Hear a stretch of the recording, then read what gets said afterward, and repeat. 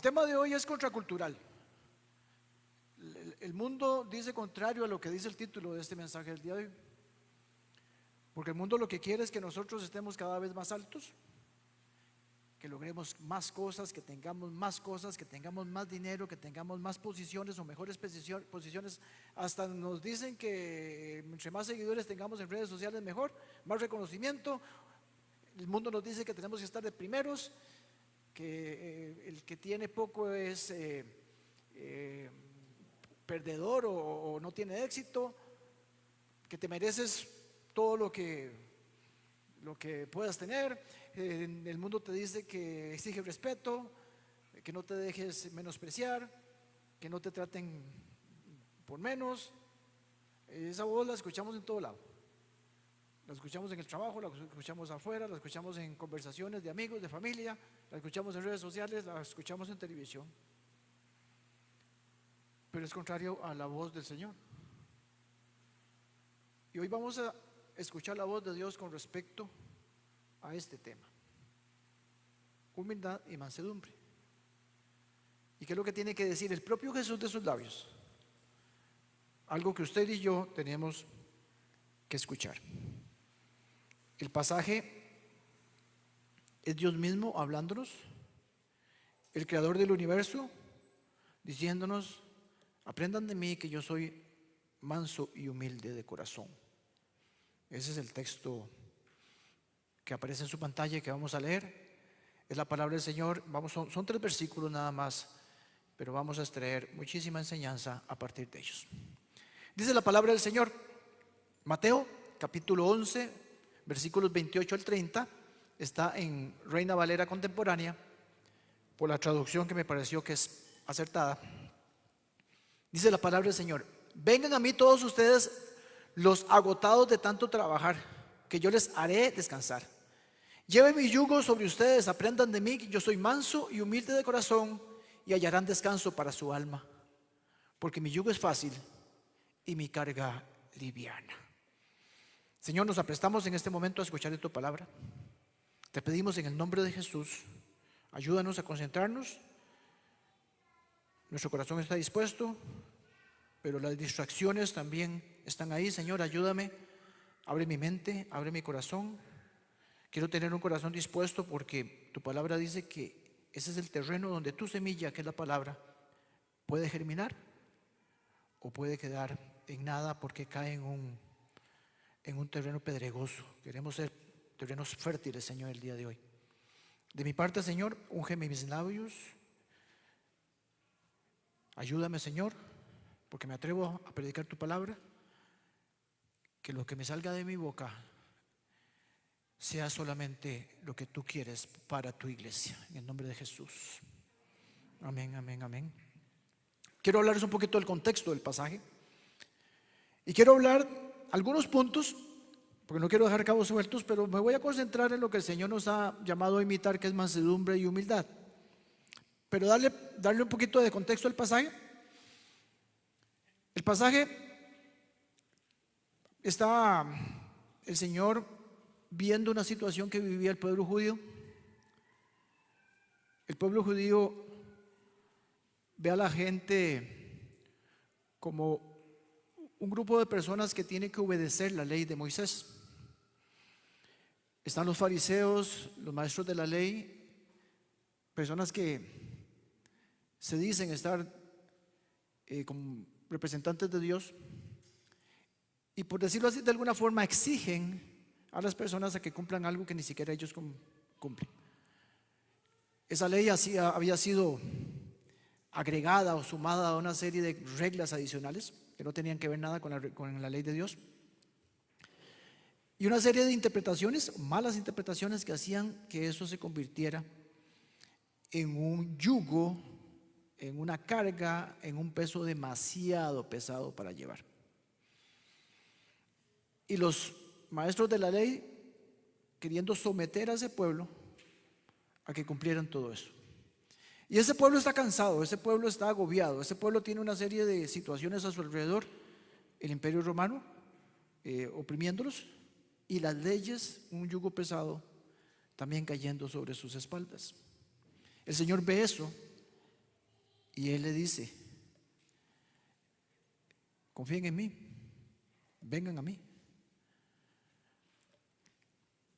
Y es lo que nos dice también a nosotros el día de hoy: vengan a mí, vengan a mí, todos ustedes que están agotados. Lo primero que vemos en este pasaje es el punto número 1 en su bosquejo, es que el Señor nos hace una invitación. Se las hacían a ellos, se la han hecho a todos sus discípulos durante 2000 años, y se lo dice a usted hoy, le dice a usted, le hace una invitación, me la hace a mí. Versículo 28: vengan a mí todos ustedes los agotados de tanto trabajar, que yo les daré descanso. Vengan a mí ustedes que están cargados con esas leyes, vengan a mí los que están cargados con tanta situación, con tanta desesperanza, cargados por esta situación que es inmanejable, que no me explico cómo lo puedo hacer, esa enfermedad, esa situación con mi hijo, esa situación personal que estoy teniendo. Vengan a mí. Es una invitación que nos hace el Señor, y nosotros respondemos a esa invitación. Podemos decir que no, podemos decir que sí. Y luego continúa Él en el versículo 29 y dice: lleven mi yugo sobre ustedes y aprendan de mí, que yo soy manso y humilde de corazón. Ese yugo que el Señor se refiere, de acuerdo al contexto y la situación, era ese grupo de leyes sumadas y agregadas y distorsionadas y mal interpretadas que los fariseos obligaban al pueblo a cumplir, cosa que ni siquiera ellos cumplían. En la época era muy común que se usara ese famoso yugo para decir esas obligaciones o esa ley. Entonces ellos decían el yugo de la Torá, o el yugo del reino de Dios, o el yugo de los mandamientos. Entonces el Señor lo que está diciendo es: ese peso que ustedes no tienen por qué llevar, ese peso que es demasiado pesado para ustedes, ese yugo que ustedes no pueden cargar, ese yugo incómodo, complejo, yo no lo tengo, porque mi yugo es suave y ligero. Porque el Señor nos trae a nosotros la esperanza en Cristo Jesús, que es por fe que tenemos salvación, no por el cumplimiento de un montón de reglas que tenían ellos. Entonces el Señor está diciendo: mi yugo es simple, mi yugo es liviano, mi yugo es... ¿Por qué? Porque yo cumplo la ley, no ustedes. Y ustedes llegan al cielo por lo que yo hago, no por lo que ustedes van a hacer, o quieren, o piensan que tienen que hacer. Ese yugo liviano es esa esperanza que tenemos en Cristo Jesús, que todos los que creemos en Él, que todos los que hemos entregado nuestra vida a Él, tenemos salvación y vida eterna. No por méritos, no por lo que hagamos, por lo que Él hizo en la cruz del Calvario. Él pone el contraste entre lo que la gente estaba diciendo que había que hacer y lo que Él está diciendo que hay que hacer. Y lo que Él está diciendo que tenemos que hacer es creer en Él y entregar nuestra vida al Señor. Y Él nos va a dar descanso. Usted está agobiado, está agobiada, está cargada, está cargado, tiene una situación que usted siente que es inmanejable. ¿Es pesado ese yugo? ¿Es pesada esa situación? El Señor te dice hoy: vengan a mí, depositen en mí esa carga, esa situación, porque yo les voy a dar esperanza y vida eterna. También encontramos no solamente una invitación, encontramos un mandamiento, un mandato. De la boca de Jesús dice: aprendan de mí. Eso es un mandamiento, es un verbo que les está diciendo que nosotros hagamos, que actuemos. Aprendan de mí, que yo soy manso y humilde. Eso es el mandamiento. Tenemos que aprender de la humildad y de la mansedumbre del Señor. Definámoslo un poquito, pero después vamos a irnos haciendo un contraste. Pero brevemente quiero definir mansedumbre. Mansedumbre, de acuerdo a la palabra que se está utilizando en el griego en la traducción de este pasaje, habla de esa mansedumbre que era la misma palabra que se utilizaba cuando los caballitos son, digamos, adiestrados, o son mansos los caballitos, ¿verdad? Que se utilizan, en este tiempo se utilizaban para para el ejército, se utilizaban para jalar cosas, lo que comúnmente un caballo de trabajo. Ese caballito es manso. Ese caballito es manso, ¿por qué? Porque se somete a la orden de un jinete. No quiere decir que el caballito pierda la fuerza, porque el caballo sigue siendo un animal fuerte, un animal que pueda llevar carga. No es un caballo brioso, pero de una patada, o sea, él tiene la capacidad de poder matar a una persona con una patada. Pero como está adiestrado, como es manso, no lo hace porque se somete al jinete. La mansedumbre significa entonces algo similar para nosotros. Nosotros tenemos que someternos a Cristo. Nosotros lo que tenemos es que somos mansos de corazón, porque nos sometemos al señorío de Cristo, nos sometemos a los mandamientos de Cristo. No actuamos como caballitos briosos, sino somos sometidos a la voluntad de Dios. La humildad, por otra parte, se refiere a esa honestidad mía y suya que tenemos que tener de saber que no somos personas perfectas, que tenemos debilidades, que tenemos limitaciones, reconocer que no lo sabemos todo, reconocer que nos vamos a equivocar, que cometemos errores, reconocer que tenemos una serie de cosas que no son, digamos, fortalezas, sino más bien al contrario, somos vulnerables. La humildad tiene que ver con que usted y yo no nos creamos más que otra persona. La humildad tiene que ver con que yo no tenga esa necesidad de demostrar que soy mejor. Igual que el caballito, ¿verdad? Porque la mansedumbre no quiere decir que el caballito pierda fuerza, ¿verdad? La mansedumbre no quiere decir que el cristiano no tenga la fuerza. La tiene. No tenga el ímpetu. Lo tiene, pero está sometido. La humildad no quiere decir que no valgas, ¿verdad? Porque el Señor no murió por una persona que no vale. Valemos tanto que el Señor pagó con sangre en la cruz del Calvario, con su propia preciosa sangre. Entonces la humildad no quiere decir que no valgamos. La humildad lo que quiere decir es que usted y yo no valemos más que otro, porque los demás son igual de valiosos que somos nosotros o que soy yo. Ese es el concepto de humildad. Ahora, se me hace más simple hacer un contraste.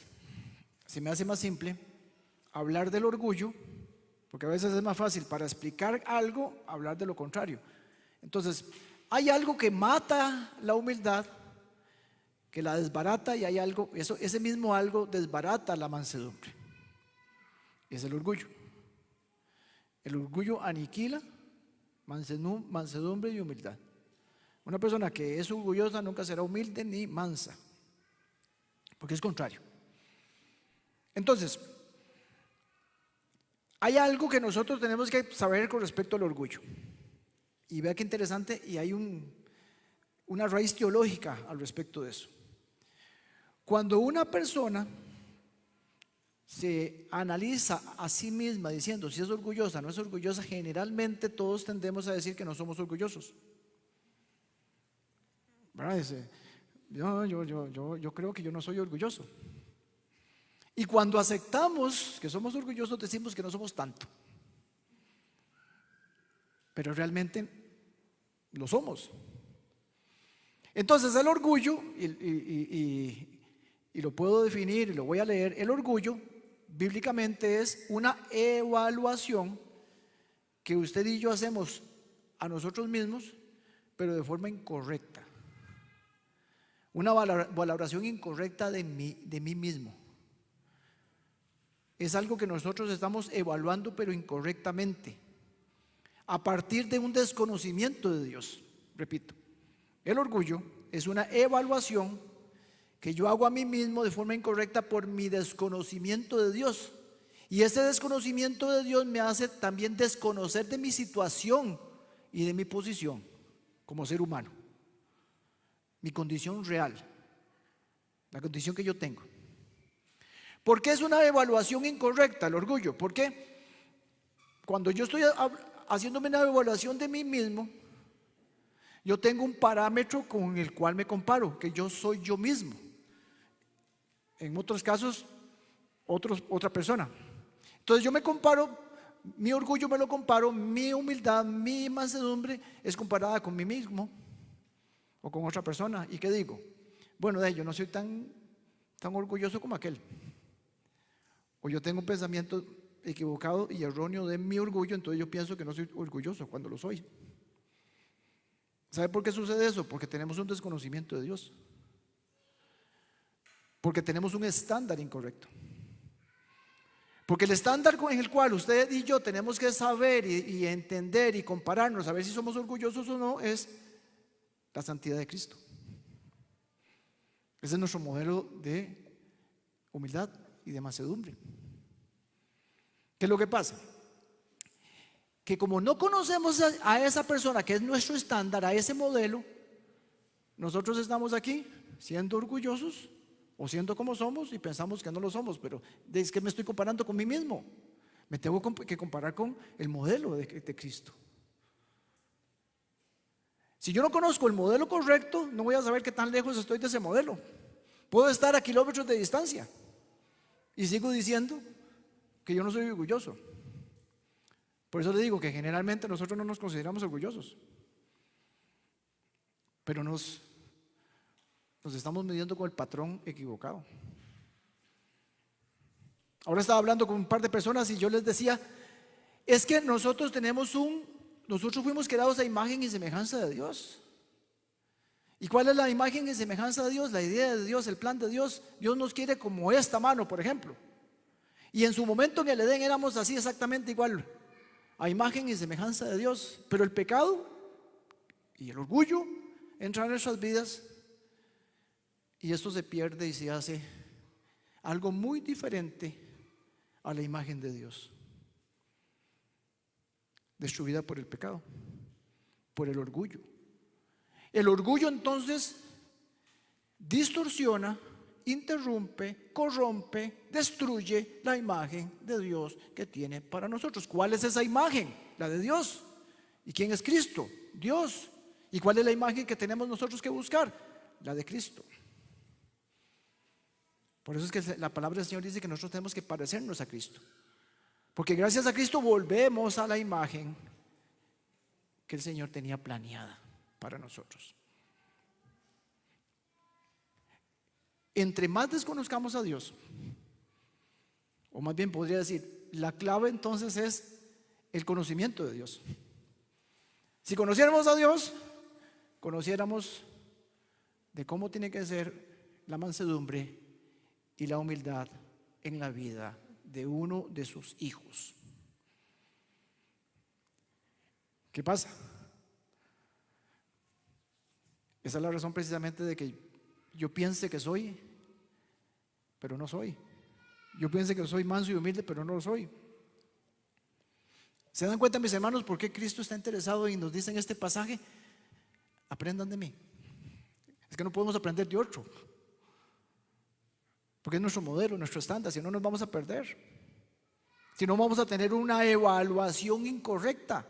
Aprendan de mí, porque esa es la evaluación correcta, el estándar correcto. Me comparo con Cristo, pero si no conozco cómo es Cristo, ¿cómo le hago? Si no conozco cómo es su humildad, cómo es su mansedumbre, de ahí la mula vuelve a botar a Genaro como la semana pasada. Entre más me separe de la imagen de Dios, más orgulloso seré. Entre más me acerco a la imagen de Dios, más humilde y más manso seré. Que al final de cuentas, y tal vez no extendiéndome mucho, pero sí, digamos, tomando algunos pasajes que puedan comprobar esto que les acabo de decir, o la base bíblica de lo que le acabo de decir, el orgullo, al final de cuentas, aspira a ocupar el lugar de Dios. Él dice, yo no necesito a Dios. El orgullo dice, yo sé hacer las cosas. El orgullo dice, yo no necesito ser mandado por Dios ni instruido por Dios. El orgullo dice, yo no necesito instrucción de Dios. Jeremías 13, capítulo 13, versículos 9 y 10. Así dice el Señor: de esta misma manera destruiré el orgullo de Judá y el gran orgullo de Jerusalén. Un pueblo que niega a obedecerme. Niega a obedecerme. No me obedece. ¿Por qué no lo obedece? Porque ellos piensan que se puedan mandar a sí mismos. Y cuando usted desobedece a Dios, cuando usted no obedece a Dios, Usted está pensando con orgullo de que no necesita el mandamiento de Dios. Yo puedo solo, a mí nadie me manda, a mí nadie me tiene que decir qué es lo que tengo que hacer. Orgullo del que me separa de la idea de Dios. El orgullo dice: no necesito la palabra del Señor, no la necesito, no necesito estudiarla, no necesito conocerla, no necesito leerla. Yo tengo mi propia forma de ver el mundo. Yo tengo mi propia forma de interpretar la historia de la humanidad. Yo sé cómo vivir mi vida. Yo sé qué es bueno y qué es malo, con un estándar de sí mismo. El que nos dice qué es malo y qué es bueno es Dios, porque solamente Él es bueno. Yo sé cómo criar a los hijos, yo sé si, es más, yo sé si, y yo tomo la decisión si me caso antes del matrimonio o no me caso. Yo sé si tengo relaciones sexuales antes o después del matrimonio. Orgullo. Orgullo. Yo no necesito de tus mandamientos. El orgullo nos coloca a nosotros arriba de la instrucción de Dios.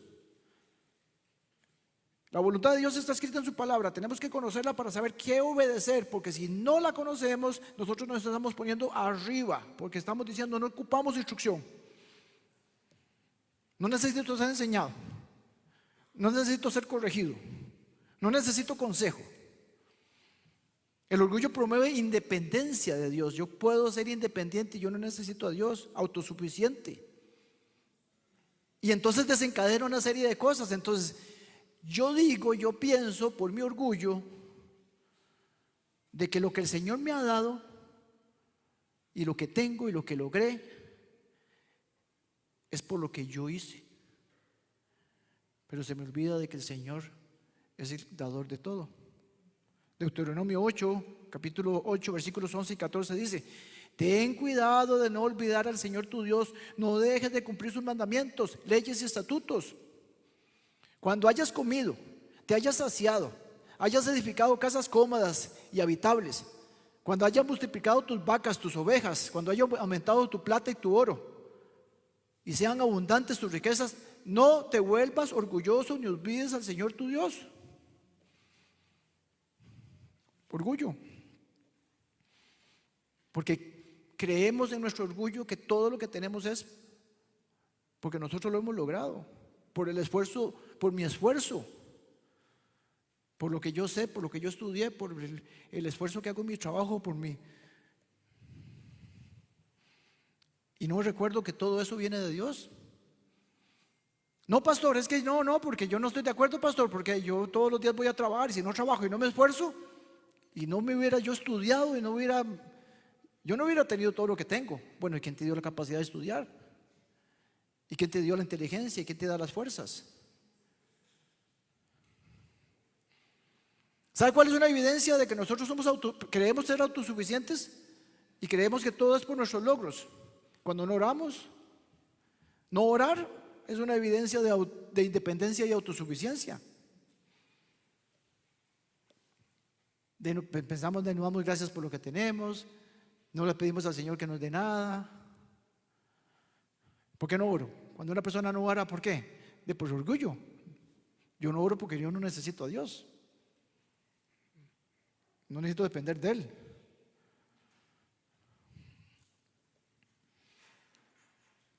Si yo pensara que el Señor es mi proveedor, depender de Él, que no puedo hacer nada de Él, que no puedo ser independiente, sino dependiente de Dios, yo oraría más.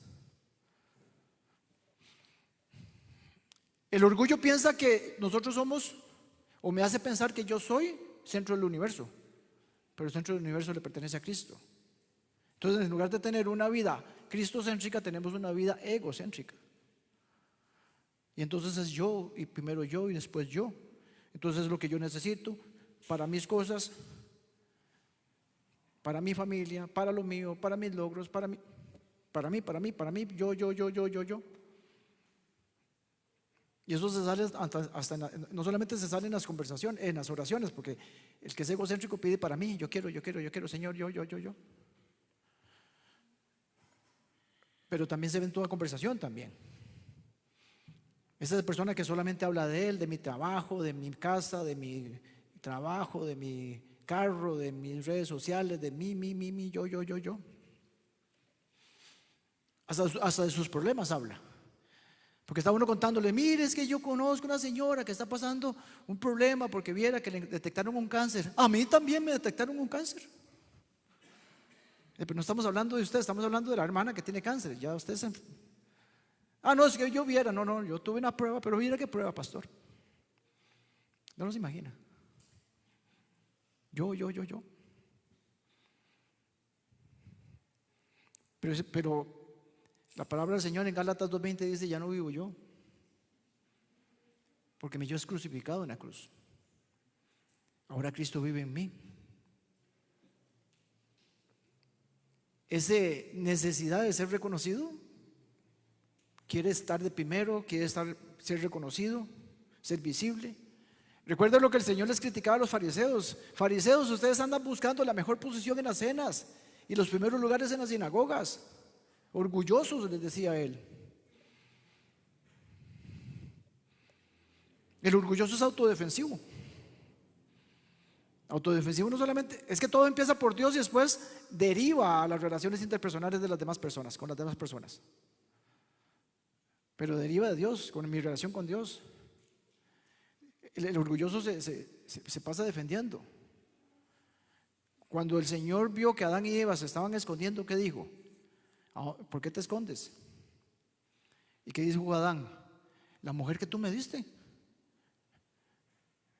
Comete pecado y dice, la mujer que tú me diste. O sea, usted me dio esa mujer. ¿Y qué le dijo la mujer? La serpiente.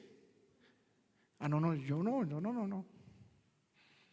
Es esa persona que dice, mire, lo llamo a una persona al trabajo y dice, mire, fulanito, es que necesito que me explique porque fíjate que esto salió mal. No, jefe, ya le explico, es que mire, Carlitos y Anita y mucho trabajo y justificándose. Nosotros muchas veces nos justificamos con Dios. No, yo no.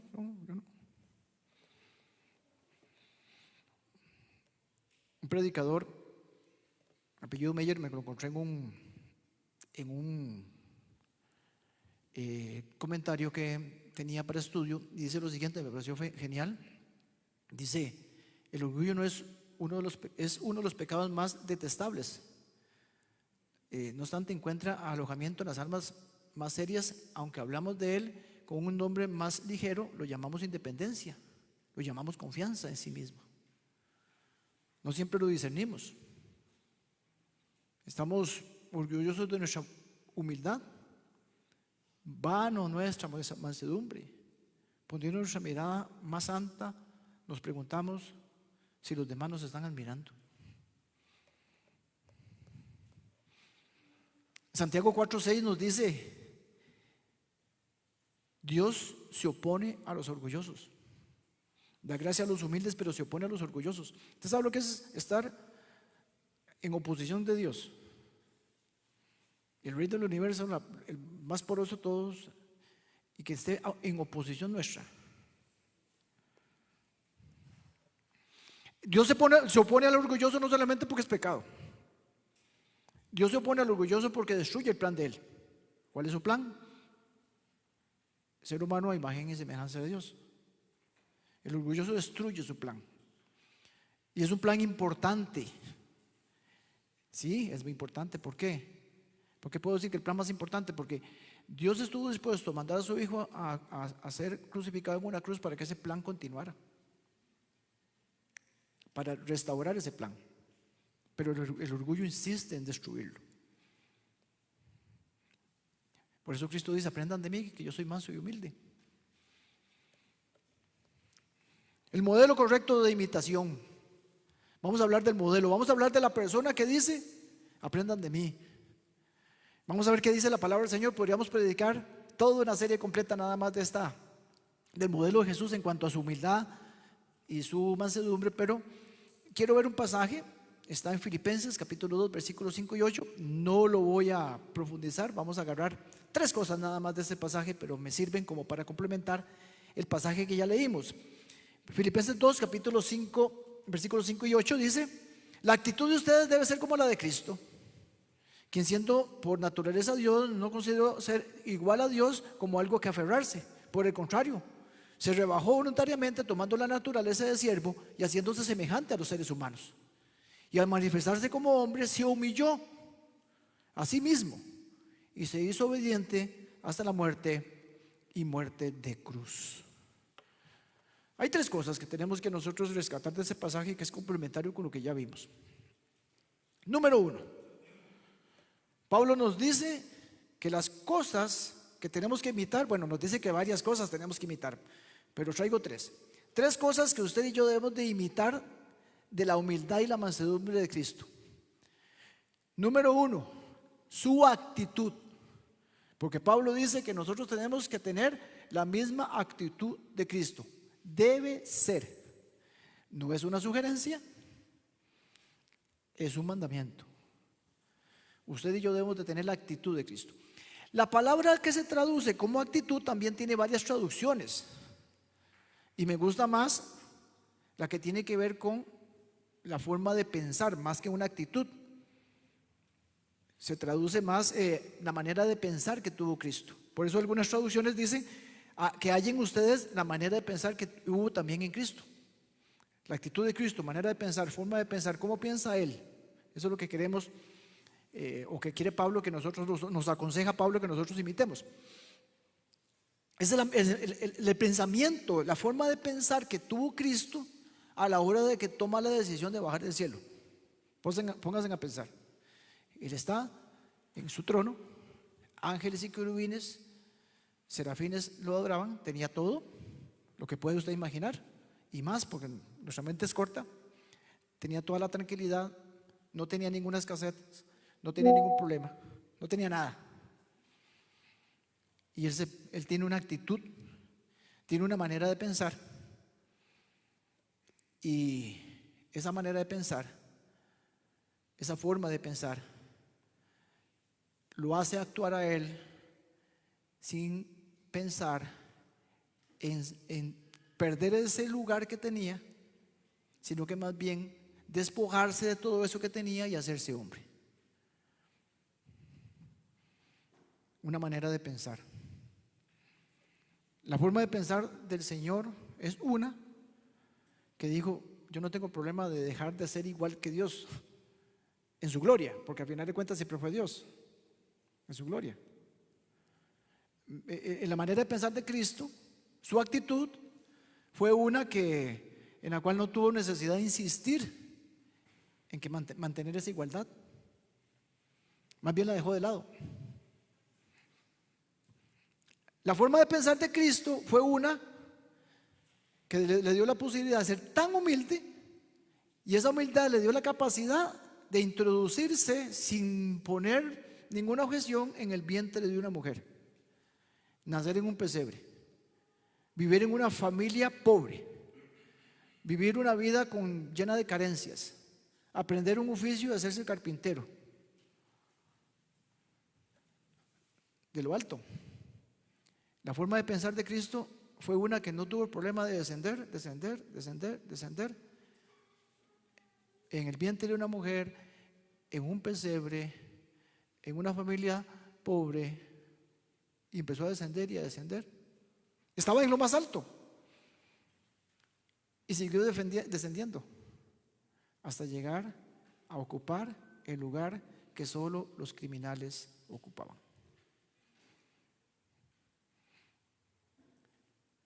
Ese es el tipo de forma de pensar que nosotros tenemos que adquirir. Nosotros tenemos que aprender, mis hermanos y mis hermanas, a poder dejar, no atesorar, no agarrar las cosas que tenemos, sino aprender a soltar, a bajar, a bajar, a bajar, a bajar. Sin echarnos un miche porque perdimos esto, porque perdimos lo otro, porque ya no tenemos las cosas que siempre nos han gustado tener, porque no tenemos el reconocimiento que siempre queríamos tener, tratando de retener cosas que el Señor nos pide que nosotros soltemos. Y siempre estamos reteniendo y reteniendo y reteniendo. Y retengo trabajos y retengo deudas o tengo deudas porque quiero tener un carro del año. y quiero retener puestos y quiero retener posiciones. Pero el Señor nos dice que nosotros tenemos que tener la actitud de Cristo, que no nos importe soltar eso, que no nos importe bajar. Entonces, cuando usted y yo tenemos algo que asumir, una responsabilidad nueva, vamos a comprar un carro, vamos a comprar cambiar de casa, vamos a lograr lo que sea en la iglesia, ocupar una posición de liderazgo, el Señor nos pide que tengamos la mentalidad de Cristo, que no nos aferremos a nada, que estemos dispuestos a sacrificar, que estemos dispuestos a hacerlo de Cristo, desde lo más alto que estuvo, bajar, bajar, bajar, bajar, bajar, porque ya no vivo yo, es Cristo que vive en mí. Dicen, debe ser una actitud como la de Cristo, debe ser, ese verbo ser continuo. No es que un día mi actitud es X y mañana mi actitud es Y. No es que un día pienso de una forma y después mi manera de pensar cambia y pienso de otra forma. Es algo que yo tengo que practicar continuamente, una condición que sea parte de mi estilo de vida. Mansedumbre y humildad. Viene de desprendimiento, de no aferrarse. Como Cristo lo hizo, lo tenemos que hacer nosotros, porque ya no vivo yo. Segunda cosa es la renuncia voluntaria. Verso 7 dice al contrario, no se peleó por nada. Cristo más bien al contrario renunció voluntariamente. Él renunció. La forma de pensar de Jesús es una que no tuvo problema de rebajarse, no porque lo mandara, no a regañadientes, voluntariamente. Dejó todo lo que representaba ser Dios, sus beneficios, su adoración, para experimentar necesidades y vivir en una vida, en un mundo de pecado.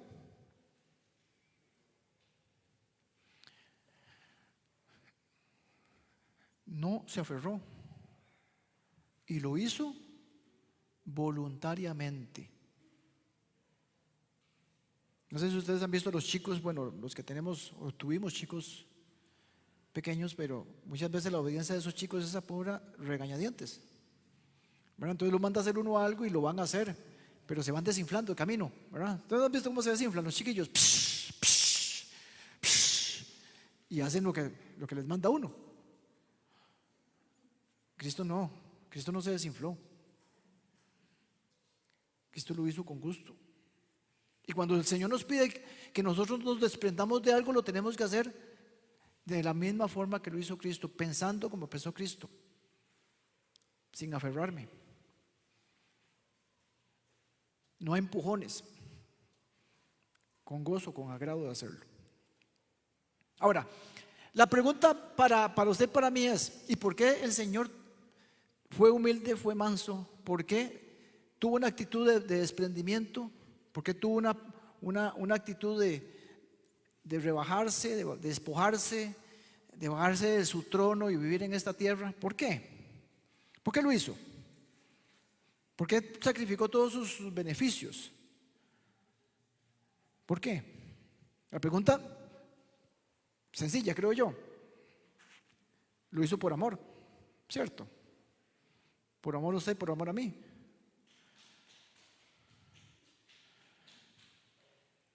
Y es así, lo hizo por amor. Y mis hermanos, vean, nosotros los que imitamos a Jesús, los que somos llamados discípulos del Señor, tenemos que imitar varias cosas, y otras de las cosas que tenemos que imitar es el amor. Juan 13 dice que nosotros somos mandados de parte del Señor a imitar su manera de amar. Nosotros somos llamados a amar como Dios amó. Y la palabra del Señor dice que el amor que nosotros tenemos a los demás es la evidencia de que somos discípulos. Pero usted y yo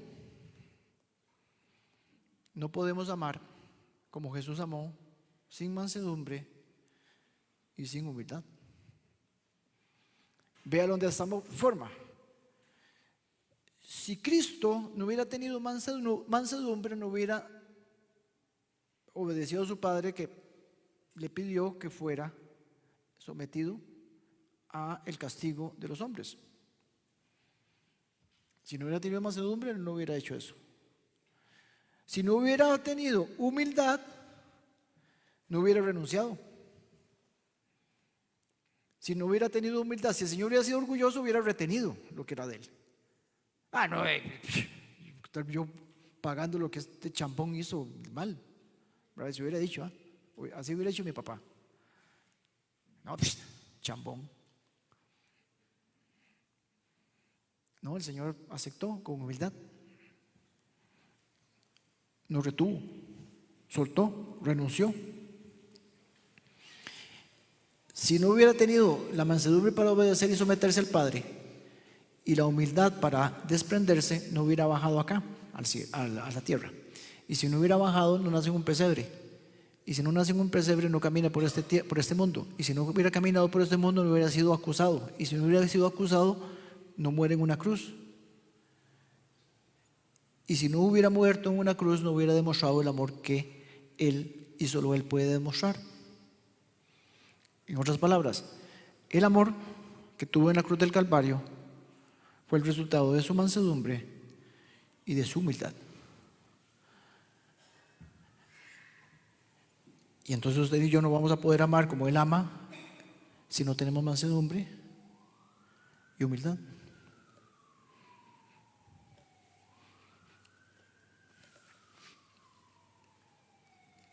Tomando la naturaleza de siervo.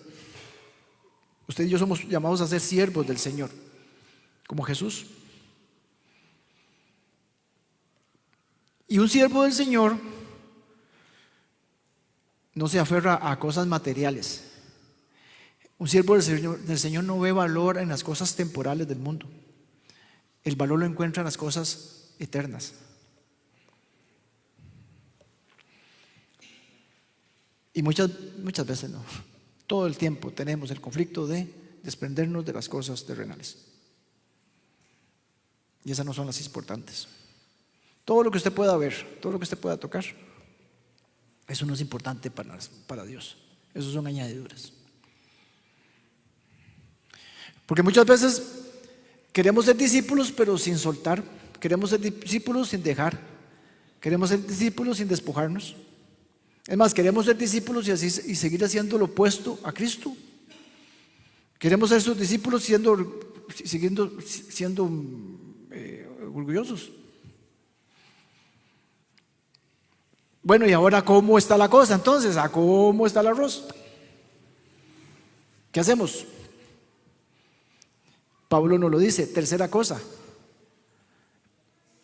Verso 8. Al manifestarse como hombre se humilló a sí mismo y se hizo obediente hasta la muerte y muerte de cruz. ¿Cuál es la solución para usted y para mí? Humillarnos y obedecerle. Nos humillamos y lo obedecemos. Bien, Primera de Pedro, capítulo 5, versos 6 y 7 dice: humíllense pues bajo la poderosa mano de Dios para que Él los exalte en su debido tiempo. Depositen en Él toda ansiedad porque Él cuida de ustedes. Vean la similitud de este pasaje con el pasaje que estamos viendo como tema central hoy.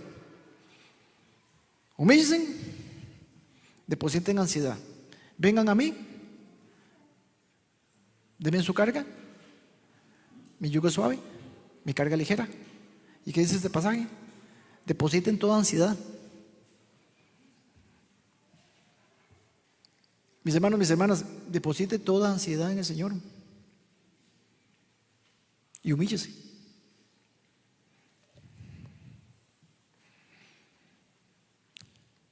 La mano poderosa de Dios es una expresión que aparece muchas veces en la Biblia para referirse a la autoridad de Dios, al gobierno de Dios, al señorío de Cristo. Nosotros tenemos que humillarnos ante el señorío de Cristo.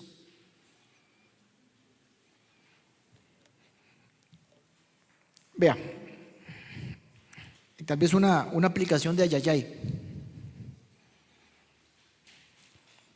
La idea de Dios de que nosotros seamos la imagen y semejanza, esa no se va a detener, a pesar de usted y a pesar de mí. el plan de Dios de que vuelva a restaurarse su idea original de que nosotros fuéramos a imagen y semejanza de Dios, porque el pecado destruyó esa imagen, eso es posible en Cristo Jesús. El sacrificio de Cristo nos devuelve esa imagen y la vamos a obtener en el día de Cristo Jesús, y vamos a ser igual que Él, a la estatura de Cristo, dice la Biblia.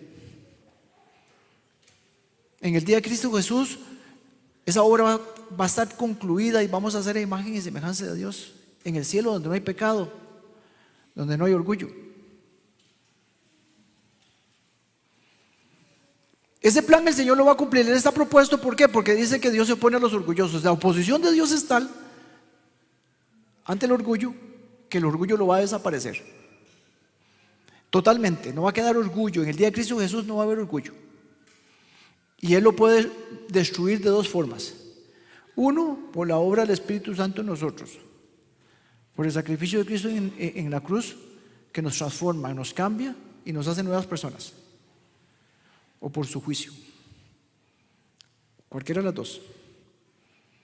Gloria al Señor, porque hemos llegado a sus pies y porque el orgullo Él lo va a aniquilar en nuestra vida por la obra transformadora del Espíritu Santo en nosotros, por su gracia y por su misericordia. Pero aquellos que deciden no aceptar a Cristo como Dios y Salvador de sus vidas, ese orgullo va a ser aniquilado en el día de Cristo Jesús, porque la palabra del Señor dice que en ese tiempo toda rodilla se doblará y toda boca confesará. Y ahí están confesando los perdidos también, porque cuando vean la maravillosa presencia de Dios van a decir: sí, Dios existe, pero lo van a decir en perdición. Y los privilegiados, la iglesia del Señor, va a decir lo mismo: si Cristo es el Señor, nos vamos a arrodillar, pero en salvación, porque creímos sin ver, porque creemos por fe. Y eso es una decisión que usted toma y yo tomo, de decir que Cristo es nuestro Dios y nuestro Salvador. Concluyo con lo siguiente.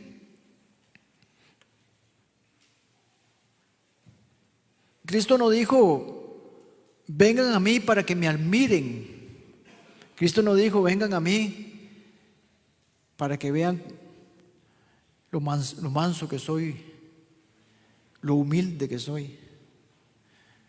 No, vengan a mí los cansados, vengan a mí los agobiados. El Señor no dijo: vengan a mí para que conozcan la mansedumbre. No, el Señor dijo: vengan a mí para que aprendan a ser mansos.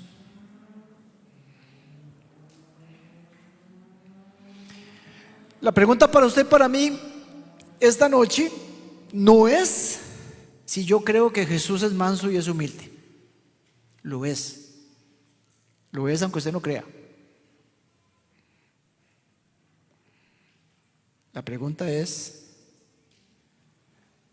¿en qué área de mi vida y de su vida necesitamos ser humildes y mansos?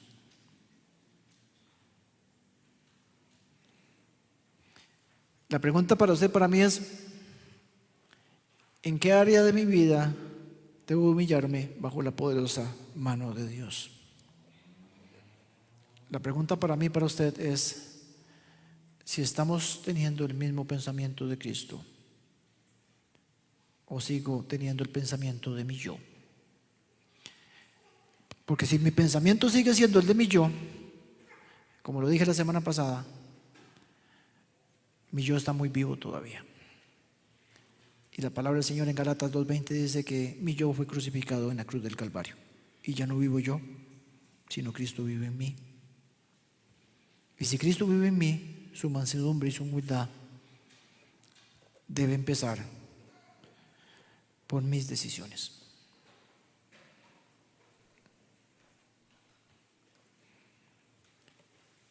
y debe ser evidente en la forma en que usted y yo vivimos nuestra vida. Nos ponemos de pie. Vamos a orar.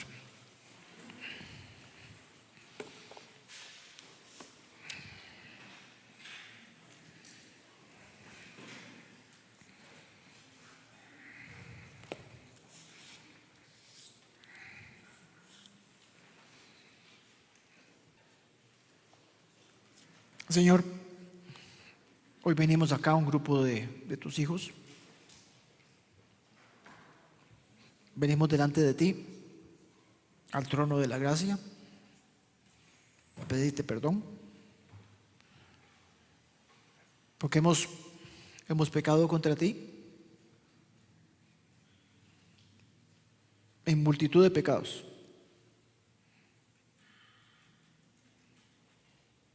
Y cada vez que te desobedecemos, cada vez que declaramos con nuestros actos que no necesitamos instrucción, que no creemos en tu señorío, que no necesitamos de tu palabra,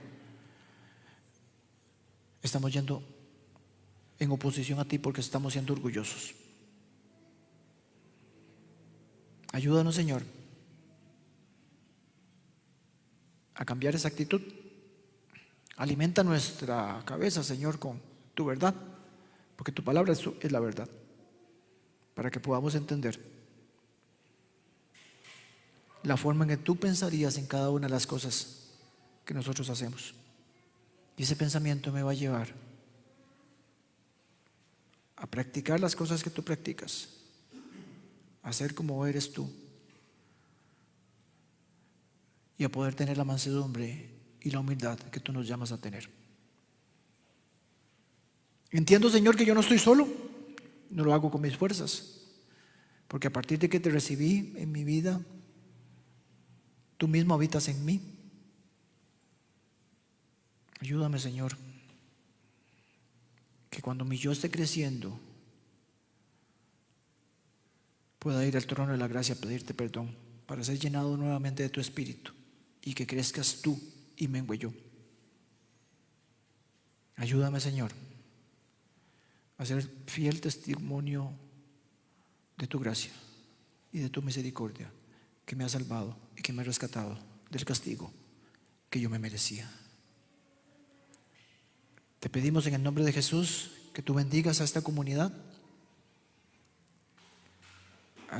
que tú nos has puesto a predicar y a que conozcan que hay un Dios que los invita a que vayan a Él.